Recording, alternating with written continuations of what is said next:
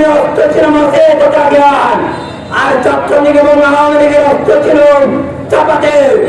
ছাত্র শিবিরের বিরুদ্ধে আনা হয়, আমরা চ্যালেঞ্জ দিয়ে বলতে পারি ছাত্র শিবিরের বিরুদ্ধে এই সকল অভিযোগ অপবাদ ছাড়া আর কিছু নয়।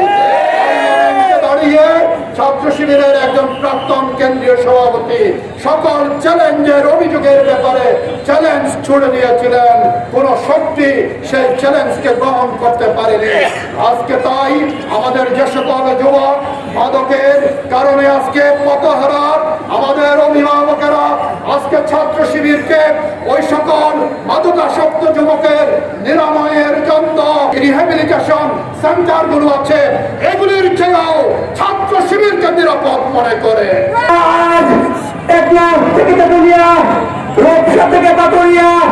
বাংলাদেশের প্রতিটা ছাত্রের বাড়ি, শিক্ষা প্রতিষ্ঠান, মসজিদ, এমনকি প্রতিটা ছাত্র এবং ছাত্রের অন্তরের মণিপুরায় স্থান করে নিয়েছে বাংলাদেশ।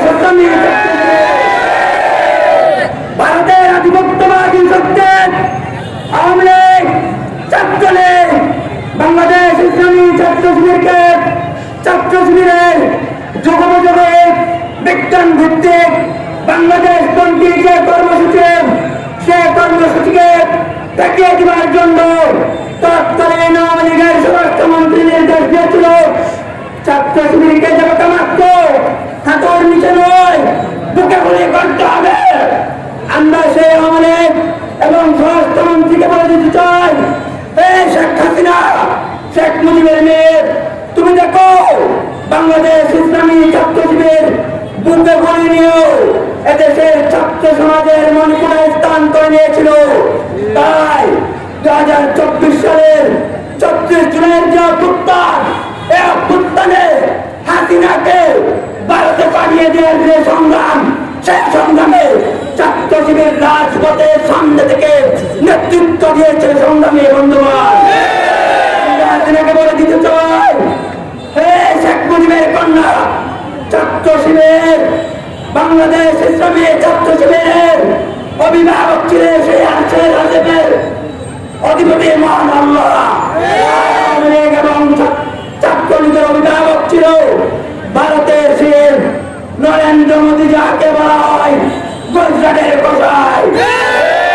শিবিরের অস্ত্র ছিল ছাত্র শিবিরের অস্ত্র কেউ ছিল না, না, ছাত্র শিবিরের অস্ত্র ছিল মতে তথা জ্ঞান, আর ছাত্রলীগ এবং আওয়ামী লীগের অস্ত্র ছিল চাপাতে। প্রমাণ হয়েছে 24 অভ্যুত্থানের অসি দিয়ে এদেশের ছাত্র সমাজের মনকে জয় করা যায় না। এদেশের ছাত্র সমাজের মনকে যদি জয় করতে হয়, তাহলে অসির পরিবর্তে মসিকে নিয়ে এগিয়ে যেতে হবে।